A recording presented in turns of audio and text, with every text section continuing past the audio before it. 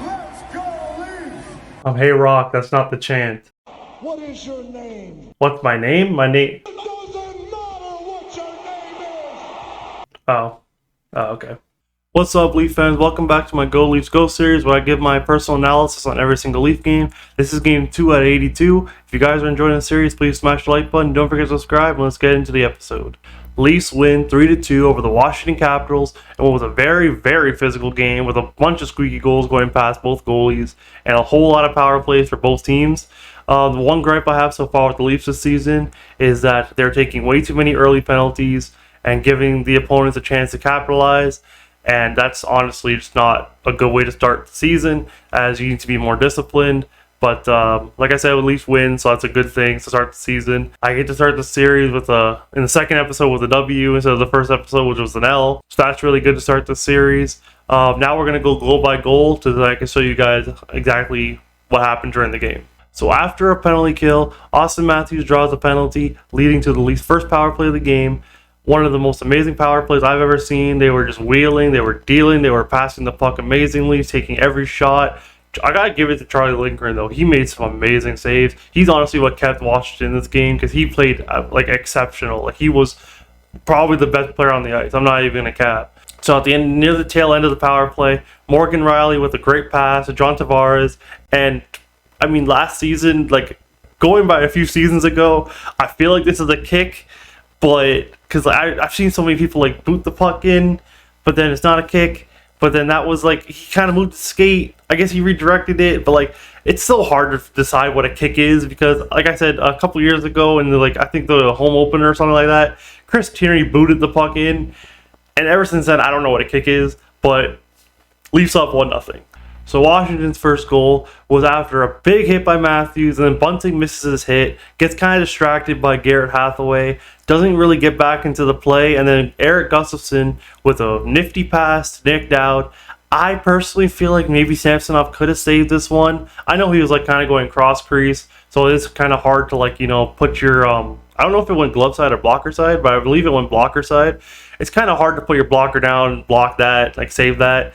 But so I don't really blame Samsonov on that. But I feel like it was a savable puck. But I mean, to be fair, the defense was just puck watching. So take it as it is. It's 1-1 tie game. So basically, on a 4-on-1 with the Leafs, a reverse 4-on-1 with the Leafs having basically 4 defensemen back and Washington having 1 or 2 players in the offensive zone, they score. Personally, I feel like Ilya Samsonov should have had this one. I don't know, man. I know people are like crapping on Rielly for not closing out, but I mean, I feel like he didn't want to screen Samsonov, but I mean, he's got to do something.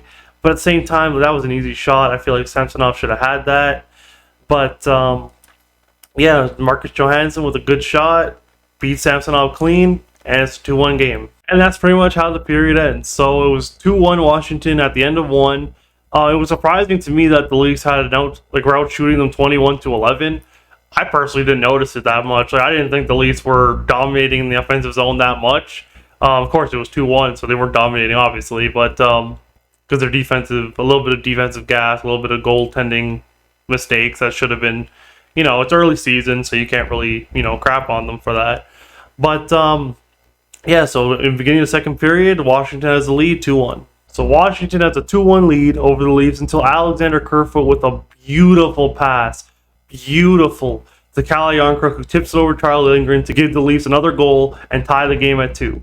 Honestly, I'm dead. That was a beautiful pass. That should make some highlight reels. I'm not gonna cut. That should make it some highlight reels. That was a beautiful pass. And honestly, it was a pretty tidy period after that. Leafs tied at 2, and that's pretty much it for the second period. Not too much to really talk about, honestly, other than the fact that the Leafs give up 4 penalties, and it's coming into the third period too. Leafs gave up 4 straight penalties. I believe it was Muzzin, Abe Kubel. I don't remember the third one, but I remember Marner at the end of the game gave up a penalty with I think 41 seconds left. That can't happen. So we're going to go into the third period.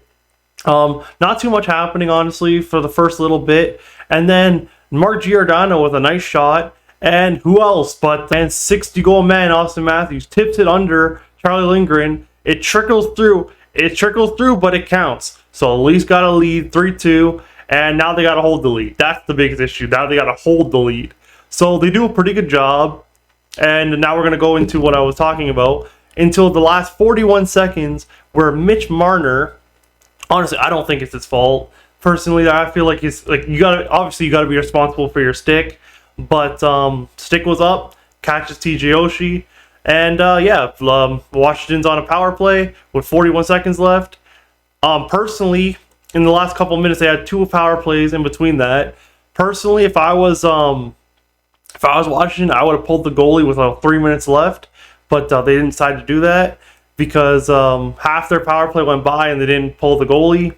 I personally would have made it a 6-on-4 with 3 minutes left. I know they didn't obviously want the Leafs to score because they do have a good penalty kill, but I don't know. You're losing 3-2. I personally would have pulled the goalie, make it a 6-on-4. But like I said, that's just me. So with the last 41 seconds, Washington's pressing. I'm talking pressing. They are like running circles around the Leafs. Leafs are doing really good penalty kill though. They're not letting anything to the front of the net. But the Capitals are just shooting the puck.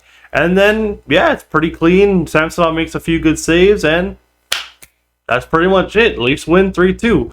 So, yeah, pretty clean third period other than those few penalties. Washington, I can't even lie, they were played really, really well. But, yeah, I feel like Washington played really well. Charlie Lindgren played out of his mind. I think he made 36 saves or out of 39. Because the Leafs outshot Washington 39-26. So Charlie Lindgren played great. You got to give kudos to him. Ilya Samsonov held his own, obviously. He only gave up 2 goals. Leafs win 3-2. A really good game from the Leafs. A really good game from the guys. Some good goals, some squeaky goals. But, yeah, a win's a win. So, yeah, if you guys enjoyed the series, tell me what you guys think about the Leafs win. Tell me what you guys think about The Rock saying, "Let's go Leafs." I know the chant is going to be a meme now, but it's pretty funny in my opinion. And yeah, that's pretty much it for me, guys. So I hope you guys enjoyed the series. I hope you guys enjoyed the episode. Please don't forget to subscribe. And like we always say, go Leafs, go!